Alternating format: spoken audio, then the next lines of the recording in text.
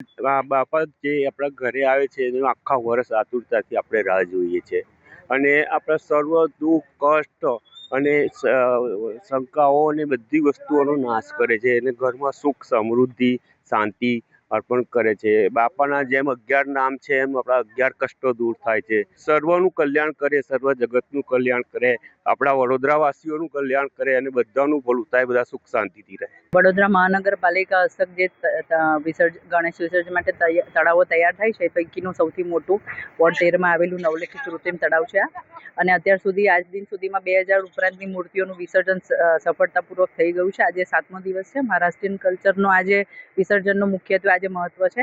એટલે આજે અંદાજે 2 થી 3 હજાર મૂર્તિઓ આવવાની સંભાવના છે અને વડોદરા મહાનગરપાલિકા fire team, police team, medical team સાથે વોર્ડ અને ઉત્તર ઝોનની તમામ ટીમો અહીંયા સજ્જ છે. જી, આજે 2 ક્રેનો અહીંયા ઉપલબ્ધ કરવામાં આવી છે. આ ઉપરાંત તરાપા પણ છે, તરવૈયાઓની પણ ટીમ છે, ફાયરની પણ ટીમ છે. એટલે આજે રાત સુધીનો વિસર્જનની તમામ તૈયારીઓ પૂર્ણ થઈ ગઈ છે.